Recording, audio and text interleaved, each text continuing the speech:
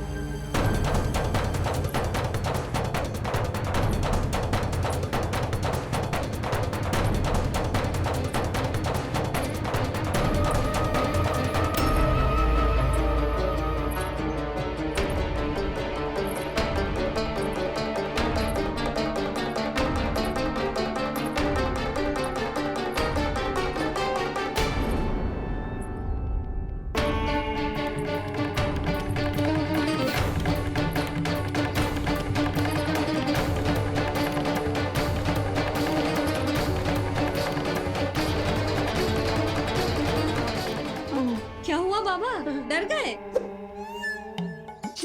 जे आपके लिए ना है, जे तो उस मधुमक्खी के लिए। कब से घूम रहे हो? जाने कहाँ से आ गए? आप ही बताओ, ऐसे कैसे घूमने दूं? मेरे लल्ला को डंक मार दे तो? हाँ लल्ला, क्या सोचो उस मधुमक्खी ने? मेरे लल्ला के आसपास घूमेगी और मैया देखती रहेगी। हाँ नहीं तो? झूठ बोला तो मधुमक्खी से भी बुरी दशा हो जाएगी ढोंगी महाराज। बाबा वैसे आप यहाँ क्या कर रहे हो मेरे लल्ला के पास? वो हम बेटी अरे हाँ, आप भोजन खाने आए होंगे। हाँ। आज तनिक विलंब होगा बाबा। हाँ। वो जानकी ना आई, जे सब गोपियाँ जमुना जी के तट पर जा रही हैं। हाँ, जमघट करेंगी सब, बेरिया तोड़ के खाएंगी इसीलिए। फिर तो बेटी यशोदा तुम्हें भी जाना चाहिए, क्योंकि तुम तो घर से बाहर निकलती ही नहीं हो। सही कहा ढोंगी महाराज, अब मुझे ही कोई लीला रचनी पड़ेगी। नीलमणि, ओ नीलमणि।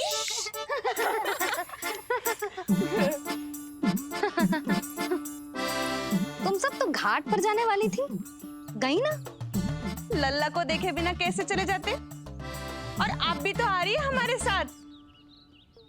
लल्ला, कौन आया है? हाँ, तू बुला रहा था ना, इसलिए हम सबके सब चले आए तुझसे मिलने। मैं कहीं ना जा रही। जा कैसे नहीं रही आप भी चलेगी हमारे साथ जैसे पहले चलती थी। अरे पूछना रही हूँ जशोदा जी, बता रही हूँ। अरे हम भी तो यही कह रहे थे, मतलब जाना चाहिए तुम्हें। मैं भी तो यही कह रही हूँ कि मैं नीलमणि को छोड़ के कहीं ना जा सकती। जे अभी तक यही धरना दिए हुए हैं। अरे कुछ भी मती बोलो, और जो बोलो तनिक धीरे बोलो, लल्ला उठ जाएगा। ना भाभी ना उठेगो, जो प्रतिदिन ऐसे ही और इसी समय गहरी और लंबी निद्रा लेते है। लेनी पड़ती है ताकि मैया को भी थोड़ा समय मिल जाए। लो, फिर क्या समस्या है? जब तक ये सो रहे है, आप चली चलो हमारे साथ। सो रहे है तो क्या हुआ? मैं लल्ला को अकेला छोड़ के ना जा सकती। अकेला कहाँ है यशोदा, हम हैं ना इसकी सुरक्षा के लिए। जाओ जाओ जाओ। और नहीं तो क्या, बस बैठकर निवाला तोड़ेगे तो इन्हें भी अच्छा ना लगेगा। कुछ तो करे, है ना महाराज? बालक के साथ साथ इसे भी मार कर ही जाऊंगा। ना, मैं मान भी जाऊं, किंतु मेरे भीतर जो मैया का मन है ना, वो ना माने को। मुझे क्षमा करो, तुम सब जाओ।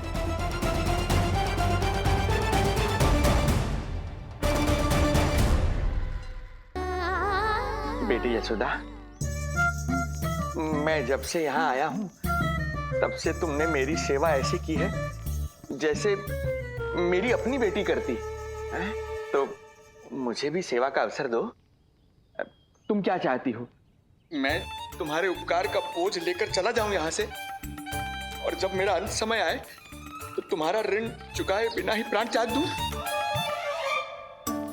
मानो तो भला, न मानो तो भला, किंतु सत्य यही है तुम्हें विश्राम की आवश्यकता है।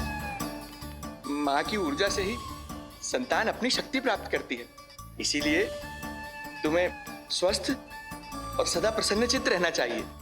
यदि तुम प्रसन्नचित्त रहोगी तभी तो तुम्हारी संतान भी स्वस्थ और प्रसन्नचित्त रह सकेगी। जाओ पुत्री, जाओ। सुन लिया जशोदा जी, अब नीलमणि के लिए आपको चलना ही होगा। हाँ। जे है इसका ध्यान रखने के लिए। अरे किंतु बाबा को भोजन भी तो परोसना अरे है। वो हम स्वयं परोस लेंगे। तुम जाओ बिटिया। हाँ हाँ, चलिए जशोदा जी। चलो चलिए आप भाभी, जशोदा जी, चलिए।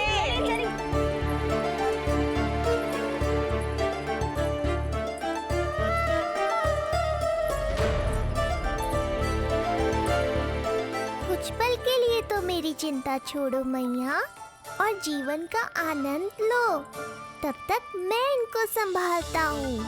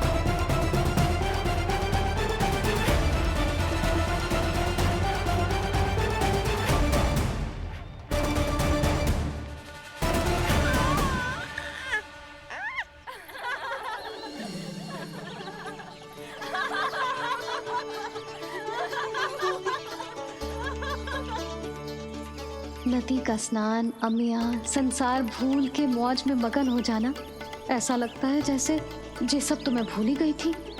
आज कितने दिनों बाद वही आनंद फिर से अनुभव करूंगी मैं।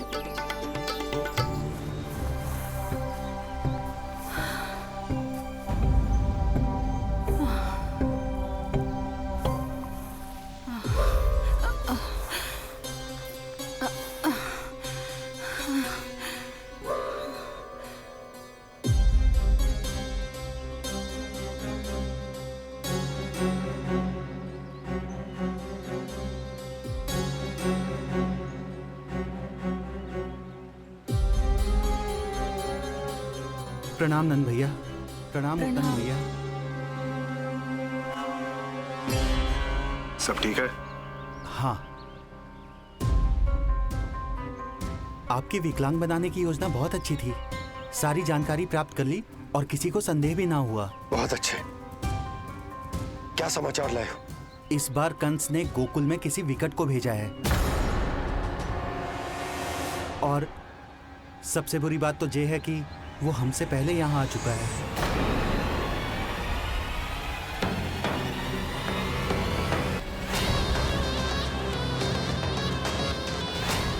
अब वहीं खड़े रहोगे क्या ढोंगी महाराज?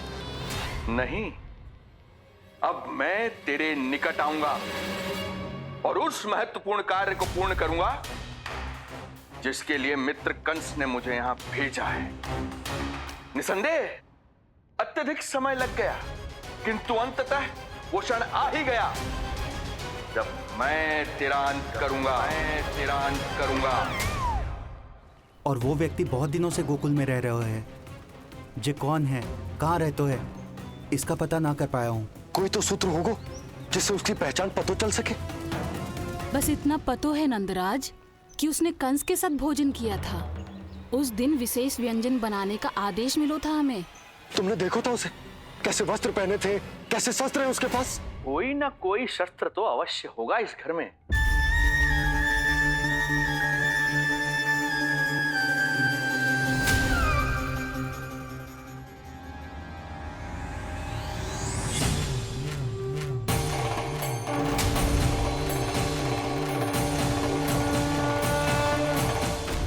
भयभीत मत हो ढोंगी महाराज, अनेक है, कोई भी चुन लो।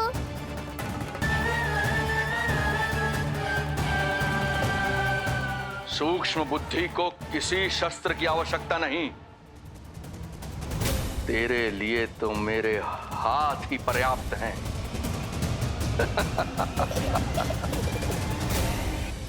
आज सब कितने समय बाद इकट्ठा हुए हैं ना, आ जाएगा आनंद।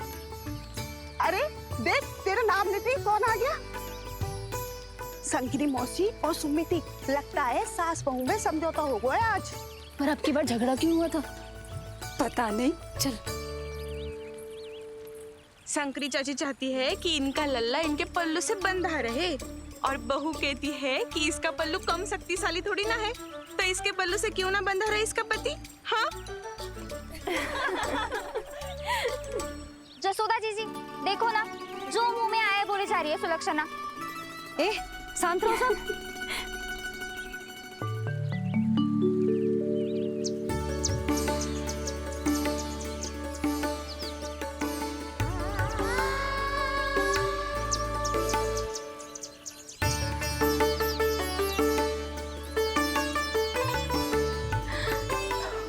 उन्हें देखकर लल्ला की स्मृति आ गई ना।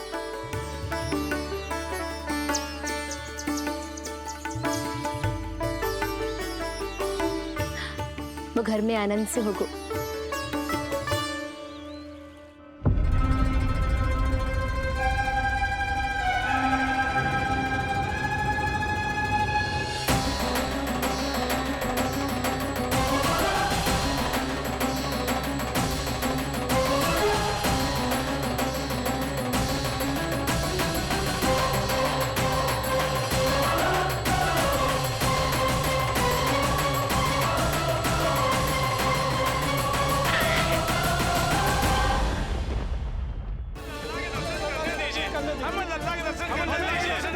शांत हो जाइए आप सब, शांत हो जाइए।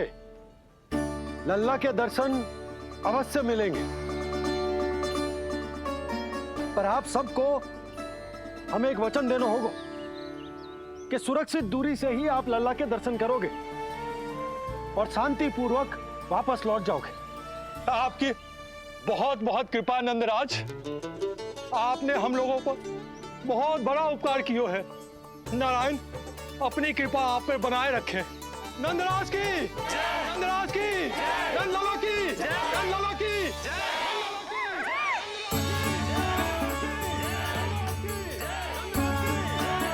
जी कैसी ध्वनि आ रही है लल्ला?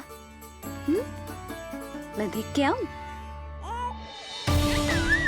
अभी आई तेरी मैया।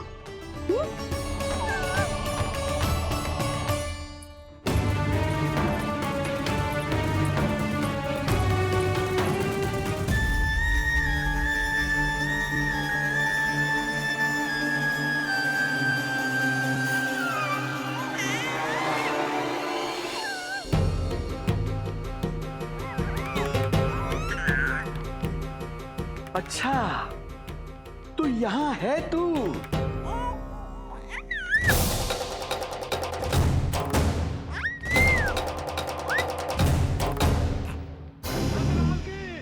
नंदलाल की, नंदलाल की, नंदलाल की, नंदलाल की, नंदलाल की, नंदलाल की, नंदलाल की। जशोदा जी चलिए। कुछ पल के लिए तो मेरी चिंता छोड़ो मैया और जीवन का आनंद लो। तब तक मैं इनको संभालता हूँ।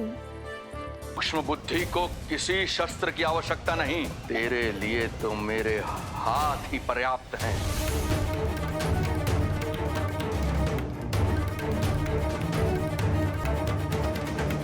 पीछे